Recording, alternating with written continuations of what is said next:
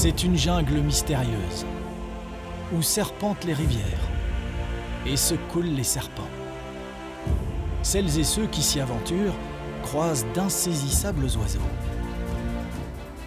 d'acrobatiques singes araignées et des grenouilles aussi vertes que la forêt, prêtes à sauter au cou du premier venu. Mais gare à l'espèce qui pense dominer la forêt, car la nature peut toujours reprendre sa place. Bienvenue au Guatemala. Dans cet épisode, le Jardin Extraordinaire vous emmène à la découverte de ce pays d'Amérique centrale qui a une côte dans la mer des Caraïbes et l'autre dans l'océan Pacifique. Entre les deux, eh bien, cette forêt, qui est encore par endroits intacte, on l'appelle la forêt de nuages. On voit ici très très bien pourquoi. On va y descendre et vous en montrer quelques-unes des merveilles. C'est parti. Au milieu de ce gigantesque continent, allant de l'Alaska à la Terre de Feu, l'Amérique centrale a une position privilégiée. Un pont entre les extrémités dont fait partie le Guatemala. Une terre de connexion particulièrement riche en diversité d'espèces. Dans une forêt du nord du pays, le photographe Martin Steenhout commence une quête et poursuit un rêve. Trouver la piste des félins qui vivent dans la région. Le Guatemala, ça a des forêts vraiment impressionnantes, des forêts impénétrables, très très denses. Et du coup, voir un chat ou n'importe quel mammifère là-dedans, c'est un énorme défi. Ce jour-là, il a trouvé une empreinte. Il en prend une photo qu'il examinera de plus près. Mais les habitants lui ont confié que le jaguar hante ces forêts. Dès qu'on trouve une trace, en fait, on arrive à voir si c'est une trace fraîche ou une trace plus ancienne. Donc on sait plus ou moins quand l'animal est passé. Et par rapport à la taille, on sait aussi voir de quel animal il s'agit. Pendant que Martin s'enfonce dans la forêt, à la recherche de son rêve, l'équipe du Jardin Extraordinaire arrive au Guatemala par la côte Est. Mais avant de débarquer, notre guide Suzy veut d'abord contempler le paysage.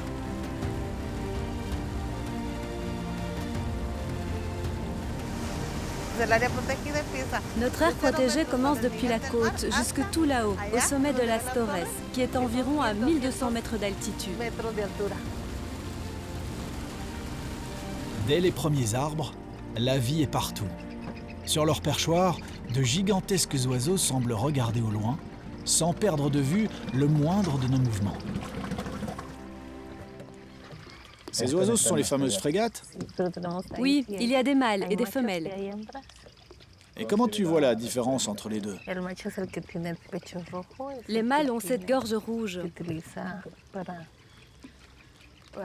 C'est une sorte de sac qui gonfle en saison des amours et qui leur sert à attirer les femelles. C'est de cette manière qu'ils les conquièrent. Perchées au bord de la lagune, les frégates prennent la pause sur leur perchoir. Mais c'est quand elles arrivent ou repartent qu'elles laissent entrevoir leurs incroyables compétences en vol. Elles peuvent passer une semaine entière sans se poser. Une semaine complète, sans s'arrêter. Oui, elles vont seulement toucher l'eau pour prendre à manger, mais le reste du temps, elles restent en l'air. Suzy a compris que filmer ces grands oiseaux depuis un bateau bercé par les vagues est une vraie galère. Et elle veut aussi me les montrer sous leurs plus beaux jours.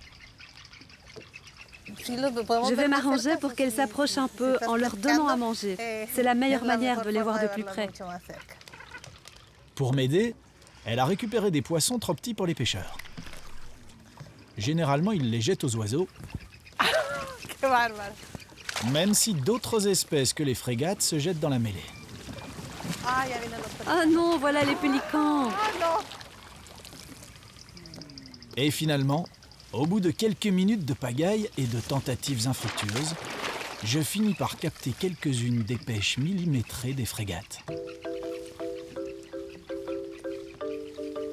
Pendant que les frégates repartent vers leur perchoir ou leur pêche au large, notre petite expédition s'apprête à débarquer sur la côte est du Guatemala. Suzy nous emmène vers la réserve dont elle s'occupe. Sur la terre ferme, notre guide marche d'un bon pas sur les petits sentiers de Las Escobas. Le nom de l'endroit signifie les balais, car c'est ici que les habitants trouvaient des feuilles d'une plante avec lesquelles ils fabriquent des balais efficaces. La réserve fait à peine 904 hectares, recouverts de forêt. Mais l'important, c'est cette eau qui coule ici. C'est une toute petite rivière qui fait 8 km à peine, mais donne de l'eau à toute la région. Quand tu as une eau saine et un parc sain comme ici, l'environnement est sain pour la population. Une toute petite rivière donc, mais qui fait le bonheur des habitants et des animaux. Le long de ce cours d'eau, sur quelques hectares à peine, se concentrent des milliers d'espèces végétales et animales. La forêt semble observer le visiteur sous tous les angles.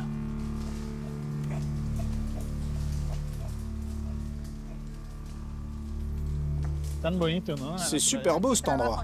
Et c'est ici que je travaille tous les jours. Ah, c'est excellent, quelle chance. Des deux côtés de la rivière, la nature continue de nous observer sous ses formes les plus diverses. Des animaux plus ou moins sympathiques à nos yeux, mais tous utiles au fabuleux équilibre de cette forêt tropicale. Parmi tous ces animaux, une espèce en particulier attire les regards et les préférences de Suzy. Un animal aussi vert que la forêt. Une créature extrêmement discrète. Mais Suzy a promis de me débusquer cette mini-princesse. Voilà, je crois qu'elle est là. Quoi? Ta grenouille de verre, celle que je t'avais promise. Ah, ma princesse. Exactement. Mais cette petite princesse de la forêt est en réalité un prince. C'est le mâle qui chante pour appeler la femelle. Et c'est comment son chant? Comme ça. Et à ce moment-là, c'est facile de l'entendre et donc de le trouver.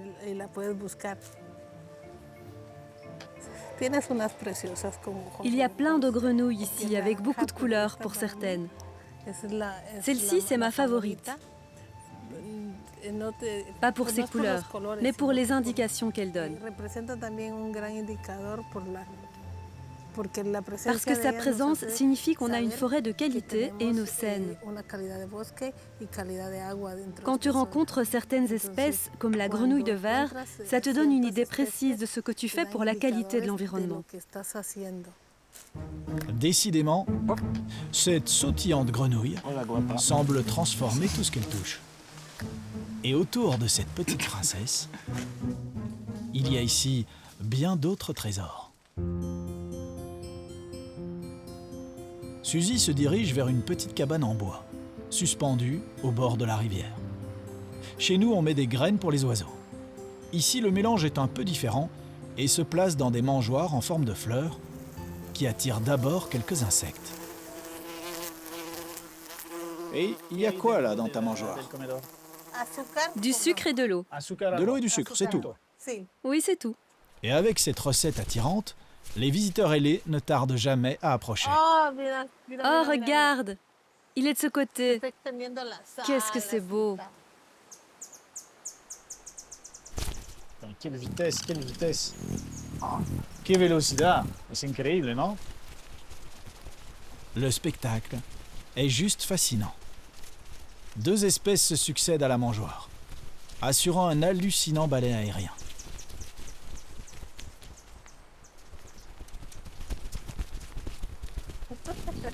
Tu as vu comme ils viennent près? Oui, parfois ils peuvent venir jusque dans ta main si tu as pris de l'eau sucrée. Et alors tu peux profiter et voir leur beauté de tout près. Et donc ils n'ont pas peur des humains? Non, au contraire. Regarde, ils s'approchent encore.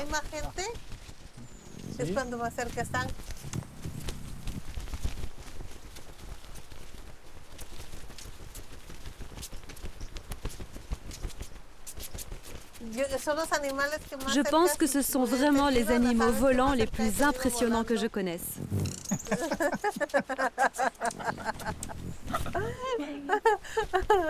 Excellent. Et ça provoque comme un sentiment de joie de les voir, non? Oui, c'est inexplicable. Tu vois un colibri et tu te sens comme plus heureux. Il s'approche et tu peux voir ses couleurs, la forme de ses plumes, comment il vole. Je peux pas expliquer, mais ça donne une sensation de bonheur. Décidément, les recettes de Suzy semblent rendre heureux. Un décor de cascade, une petite grenouille de verre et de véritables trésors volants. Les chemins de la réserve de Las Escobas offrent assurément le sourire aux visiteurs de passage. De son côté, Martin, le photographe qui est sur la trace des félins, est passé à l'étape suivante. Après avoir repéré des empreintes, il installe des pièges caméras. Ces caméras déclencheront automatiquement au passage d'un animal. Encore faut-il les placer au bon endroit. Alors une fois qu'on a trouvé les traces, souvent sur ces endroits-là, on va installer des petites caméras automatiques, des cam traps comme on dit.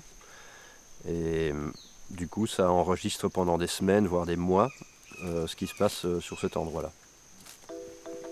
Mais voilà, il faut savoir aussi qu'un jaguar par exemple, c'est un territoire de 100 km².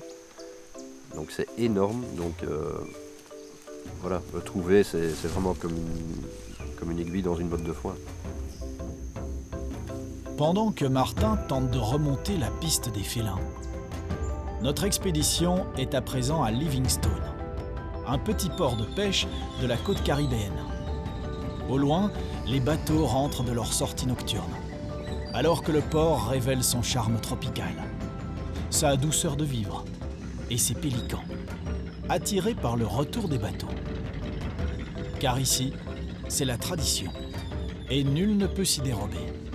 On partage les ressources entre espèces. Ce qui ne sert pas aux humains fait toujours plaisir à leurs voisins à plumes.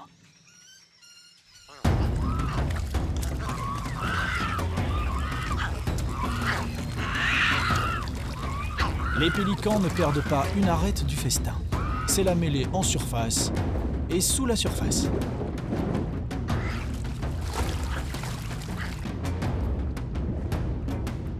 Une fois le petit déjeuner des pélicans terminé, il est l'heure pour notre voyage de prendre la direction de la jungle guatémaltèque. Le plus simple pour commencer, c'est de remonter le cours d'eau. Dès qu'on quitte le port de Livingstone, les berges se font abruptes et un canyon emballe les méandres du Rio Dulce. Le fleuve doux porte bien son nom. Ici, ni remous ni rapide. L'eau serpente lentement, offrant aux aigrettes une scène parfaite pour quelques acrobaties aériennes.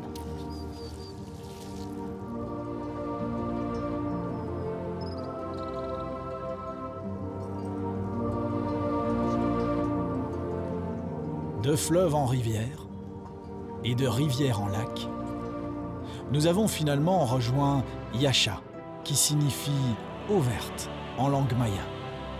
Ce site était très important pour eux. À bord de notre embarcation, c'est Sébastien qui nous guide.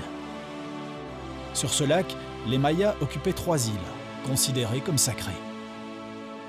De leur passage, il reste quelques belles ruines et un véritable trésor.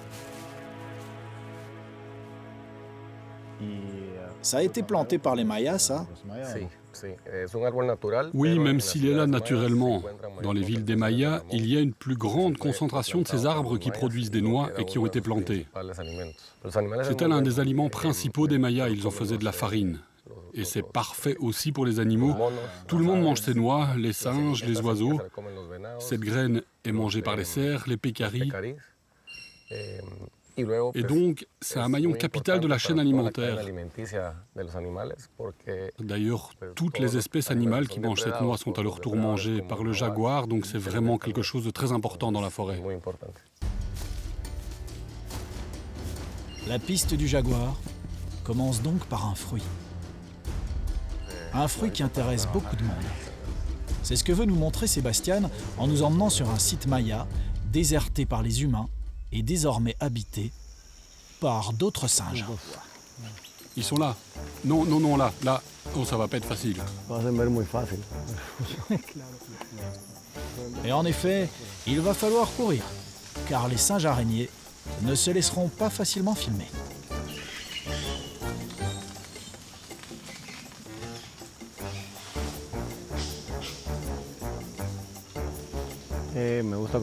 J'adore les voir passer d'un arbre à l'autre. Ils sont super agiles, bien plus agiles que les autres singes. Et beaucoup plus agiles que nous. Ah oui, beaucoup plus agiles. Ce sont des singes araignées, un terme assez vague qui désigne plusieurs espèces dont la démarche au sol fait penser à la course des araignées. Mais ceux-ci sont des attelles de Geoffroy. En comparaison, les humains sont bien maladroits. Il faut courir d'un côté, essayer de ne pas les perdre de vue, puis recommencer, et recommencer encore, jusqu'à ce que finalement... Ah, la maman con el bébé, non? Voilà la mère et son bébé.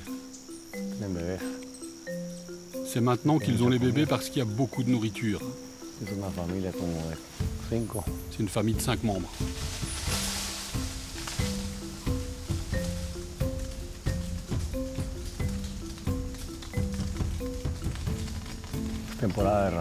C'est la saison des noix. Ah, ils mangent exactement ce que tu m'as montré tout à l'heure. Exactement, les noix des Mayas.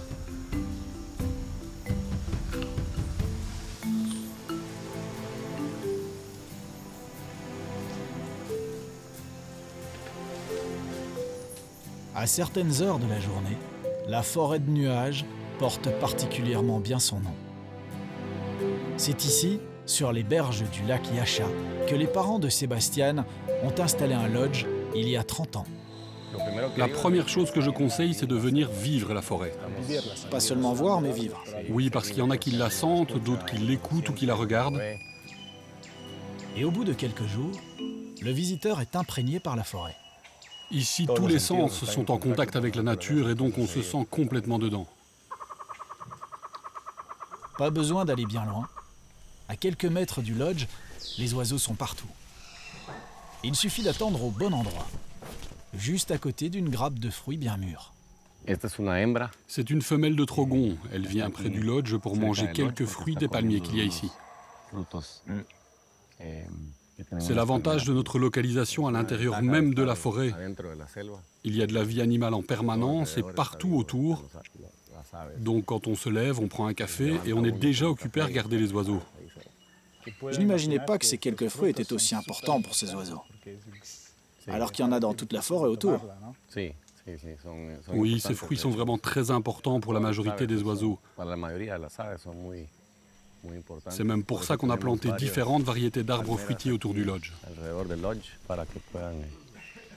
Pendant que nous parlons, un mâle de trogon débarque, avec sa couleur verte beaucoup plus éclatante que celle de la femelle. La particularité du trogon mâle, c'est ce plumage qui est véritablement iridescent. Avec un rayon de soleil, il scintille et change de couleur. Comme chez la plupart des oiseaux, c'est le mâle qui doit être plus attirant, avoir des couleurs, danser. Ouais, comme nous, quoi. Après le départ des trogons, une nouvelle espèce débarque à son tour. Ceux-ci vont surtout devoir faire un usage très précis de leur long bec pour cueillir les fruits et les manger.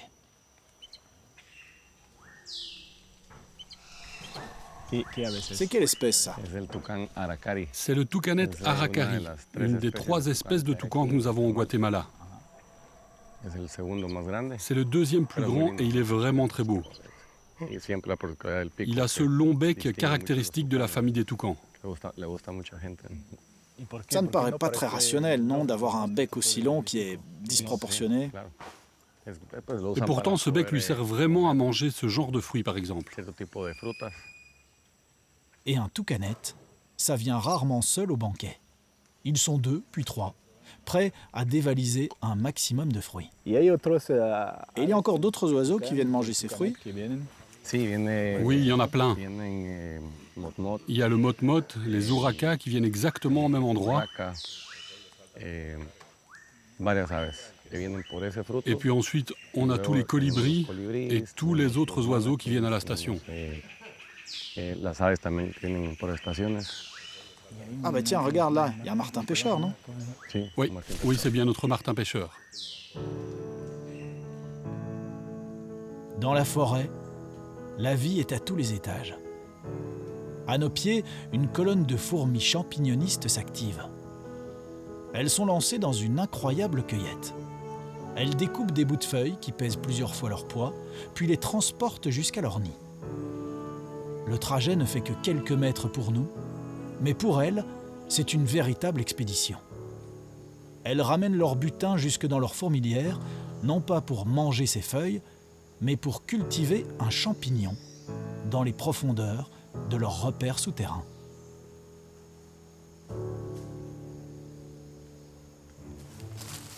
Pendant ce temps, Martin relève ses pièges caméras. Ils ont enregistré les mouvements de la forêt. Pour le moment, aucun des grands chats attendus par le photographe n'est passé.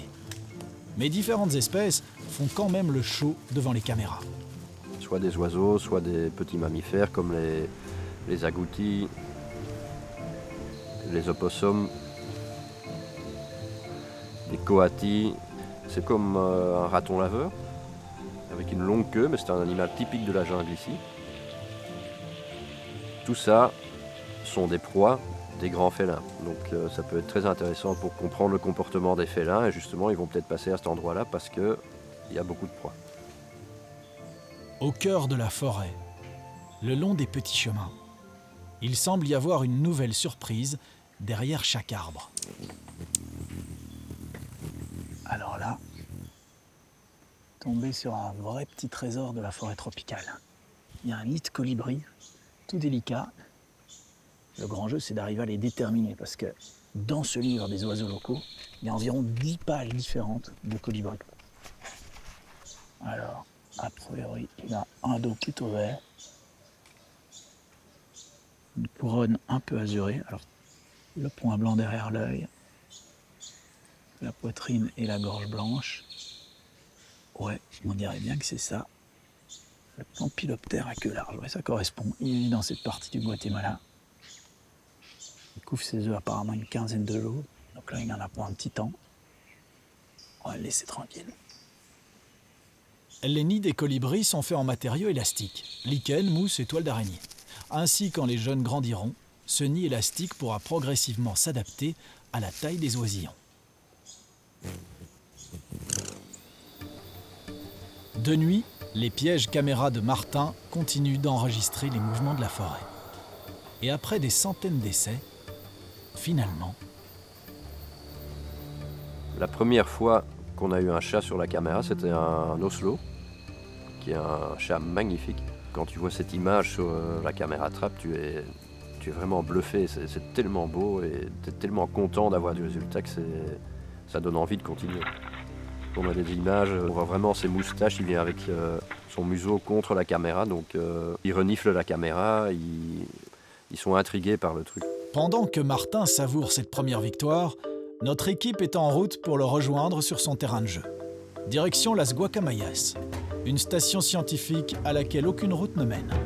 À la barre Giovanni, il explore cette forêt depuis 25 ans. Arrivé en vue du ponton, Giovanni me prévient. Le comité d'accueil de la station est très particulier. Bienvenue mon ami. Merci. On arrive à la station de Las Guacamayas. On est attendu? Oui, oui, il y a un ami un peu spécial que je dois te présenter. C'est un ami très particulier.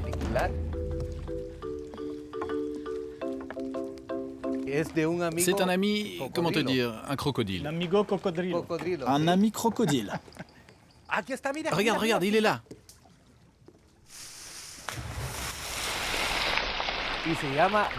On l'appelle Bobby. Salut Bobby. Regarde Bobby, je t'ai amené un nouvel ami que tu vas apprendre à connaître. Regarde-le. C'est un crocodile de Moretti. Tu vois comme il est beau? Il fait quasiment 3 mètres de long. Quelle folie ce truc. Tu crois qu'il va manger ma caméra? Probablement pas, parce que ta caméra, elle n'a sans doute pas un très bon goût. Donc je peux essayer de la mettre? Oui, oui, vas-y, essaye. J'en profite pour voir si Bobby accepte d'être filmé sous son meilleur profil, en glissant une petite caméra à côté de lui. Et jusque-là, tout va bien. Regarde sa tête, ses narines, ses yeux. C'est une opportunité vraiment unique pour apprendre à connaître le crocodile de Morelletti d'aussi près. Regarde, il est à environ 1,50 m de nous. On est trop près d'ailleurs. Non, jusque-là ça va.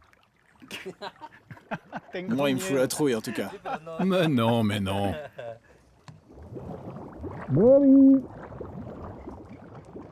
Parfois, Bobby préférerait sûrement autre chose qu'une caméra à se mettre sous la dent. Et pendant qu'il retourne à son affût, nous nous dirigeons vers la station de Las Guacamayas. Quelques paillotes dans la jungle qui accueillent scientifiques et visiteurs en quête de nature. Quelques mètres carrés occupés par les humains sur les territoires des autres espèces. Après le crocodile, c'est un renard gris qui semble nous attendre. Alors ce qui est marrant avec cette espèce, c'est que on la retrouve aussi bien dans les montagnes au Canada qu'ici au Guatemala par 30 degrés. Elle peut s'adapter vraiment à tout, et même à la proximité des hommes. Mais on voit qu'il reste sur ses gardes. Comme tous les renards, c'est un opportuniste. S'il survit dans cette forêt qui compte de nombreux grands prédateurs, c'est aussi parce qu'il a la capacité peu courante pour un canidé de monter aux arbres afin de se mettre à l'abri. Quand on vient à Las Guacamayas, il y a un arrêt indispensable. Véritablement au milieu de la jungle, au pied d'un arbre, Giovanni a rendez-vous avec les Guacamayas. Regarde. C'est le joyau à plumes de cette forêt. Les haras rouges. De grands perroquets colorés et bruyants qui aiment vivre en groupe. Il y a 4 guacamayas. Il y a 2 jeunes de l'année passée et les 2 autres, ce sont des adultes, les parents. Waouh, c'est incroyable quand même. Si ces haras sont exactement à cet endroit, c'est parce que c'est ici qu'ils se reproduisent et qu'ils naissent depuis des années. Et donc cet arbre est très spécial. C'est une essence d'acacia qui, en vieillissant, forme des cavités assez grandes pour abriter les guacamayas pendant la période de reproduction. Et petit à petit, ils parviennent à modifier le nid. Giovanni et les chercheurs de la station ont passé des années à protéger les haras. Et pas uniquement pour l'incroyable beauté de leur plumage. Les guacamayas, c'est une espèce qu'on appelle parapluie. Ah ouais, t'as vu? Il repasse justement en volant là. Espèce parapluie signifie que si on conserve les haras, qui ont besoin de grandes surfaces de forêt pour vivre, en même temps, on sauvegarde toute une série d'autres espèces. Les autres perroquets, les toucans et tous les oiseaux qui vivent ici. Alors que les haras repartent en quête de nourriture, tout alentour, la forêt bruisse de 1001 sons.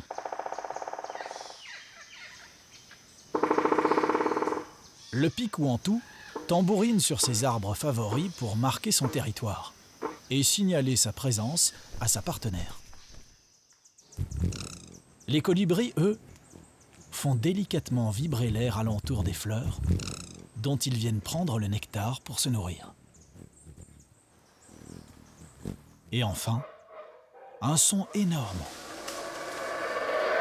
laisse penser qu'on va finalement rencontrer le jaguar. Mais ce sont les singes hurleurs, le mammifère terrestre au cri le plus puissant, qui porte jusqu'à 9 km. Au bout du chemin, je retrouve le photographe Martin Steenhout. Après plusieurs années de recherche, ces pièges caméras ont enregistré des centaines d'images. Toujours une petite tension. Je sens que t'es quand même excité, tu te dis... Ah oui, évidemment. Ok. On se dit toujours, qu'est-ce qu'il va y avoir sur la caméra? Ouais. Bah, malheureusement, voilà. Donc, comme tu vois, cette nuit, il n'y a rien eu. Ouais. Là, t'as rien, mais t'as déjà eu des résultats. Tu sais qu'il y a des jaguars et des pumas par ici. Alors ici, c'est quand même impressionnant, toutes les espèces de chats qu'il y a. Il y a le chat marguet, il y a l'oslo, le puma, le jaguar.